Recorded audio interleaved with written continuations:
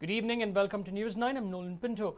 Now, the Lok Sabha election offers an opportunity for the common man to get to know their netas, but also to know about their riches. Now, several high-profile candidates like H.D. Kumaraswamy, Sriramulu and Nalin Kumar Katil declared their assets. Now, let's find out how much they're all worth. Now, H.D. Kumaraswamy, who chose to keep the cards close to his chest, decided to announce his candidature only on the 20th of March. But later, he went on a tearful campaign in Ramnagara. But take a look at his assets and you decide whether he has any reason to shed tears. Now, HDK and his wife declare assets worth 125 crore 48 lakh 60,571 rupees. Kumaraswamy has assets worth about 4 crore 76 lakhs 96,467 rupees. Now, Kumaraswamy has immovable assets worth about 2 crore and 20 lakh rupees. Anita Kumaraswamy has assets worth about 120 crores 71 lakhs 64,104 rupees. Now, HTK has pending debts of about 2 crore 15 lakh 45,518, and Anita Kumaraswamy has pending debts of about 70 crores 7 lakh 71,836 rupees.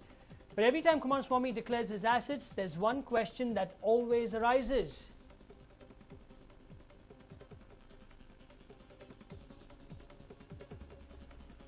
Now, there's another man who stole the headlines over the assets declared today. For BJP Chikbalapur candidate B.N. Bachegowda, the main rival will be his one-time party colleague H.D. Kumaraswamy of the JDS. Bachegowda declares combined assets worth about 10 crore 14 lakh 28,512 rupees. Bachegowda has assets worth about 23 crore 77 lakh 57,987. Movable assets about 22 crore rupees, and immovable assets worth about 1 crore 56 lakh 57,987 rupees. Bachegowda's wife has assets worth about 16 crores 36 lakh 70,525 rupees. Well, it definitely seems like Sriramulu's riches have gone down significantly because of all the corruption and criminal cases against him.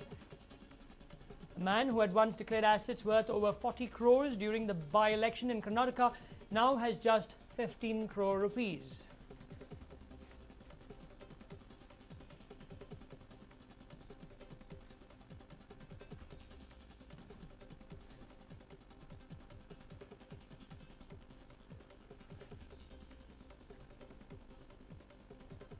Well, we now have with us Mr. T.J. Abraham. Mr. Abraham, you heard about the assets declared by H.D. Kumaraswamy. What do you have to say about them? Yeah, I just heard from your people that he has declared only 4 crores and his wife some 100 and odd crores. Well, first thing is, I'm very happy that he is just slightly richer than me, he individually. All right. So to that extent, I'm very happy.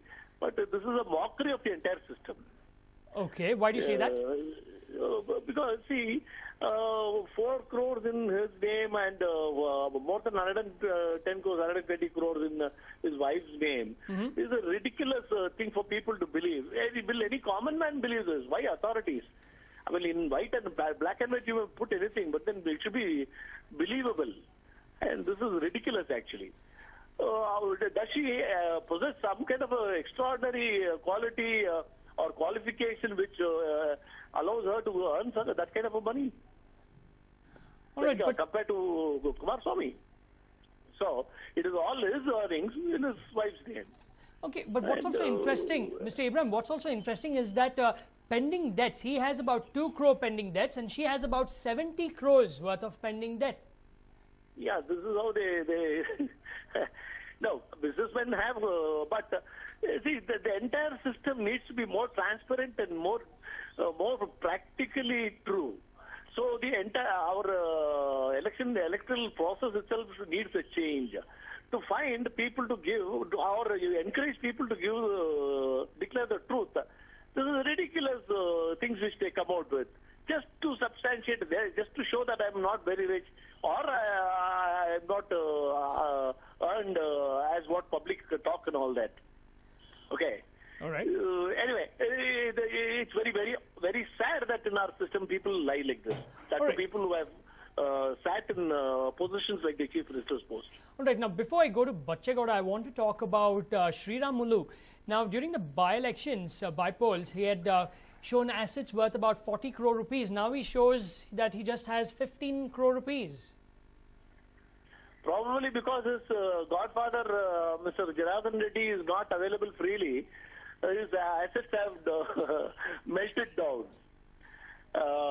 Probably if his boss, Mr. Janardhan Reddy, was there outside, his assets should have grown. So practically, I think, is he losing his money? Is he losing all his earnings? Is that what he's trying to show? And is that the reality? And if at all that is the reality, how did he spend so much of money at one shot within a okay, let us say 1 year, a gap of 1 year? All right. Now, doesn't the Election Commission actually understand that this is just an eyewash? It's all games because the man has this much and the wife has everything. Yeah. See, I'm telling you that entire process of taking an affidavit was to put in fear into people, but actually it has become a manipulative document. Yes, it's just a document just to show, but it has no ethics, it has no sincerity. Imagine there are people, there are very honest people in public life who also declare wrongly. Very, very honest people, known honest people in public life declare wrong submissions. They come out with an expenditure of 10 lakhs, 12 lakhs for a parliament elections. Can you believe that? Will anybody believe that? Now, Mr. Abraham, it's pretty interesting because Nandan Nilekani came out with his assets and he had nothing to fear. He said that he has about 7,700 odd crores. See, Nandan Nilekani's assets declaration is different. He cannot hide also. Because it's all in those shares and debentures and that kind of income which has come there. So there is no loophole for him to cover. They don't get black money. They get in crores. Tons of crores is what they earn, the IT industry. So there is a factual declaration. We appreciate that. Of course, that is one field where they really can't really mess up with accounts. It is all accounted, absolutely accounted. No, but so, that's even what you're saying is right. Everything is accounted. You cannot hide over there. But the politicians, the people know, even the Election Commission officials know that they have so much of money.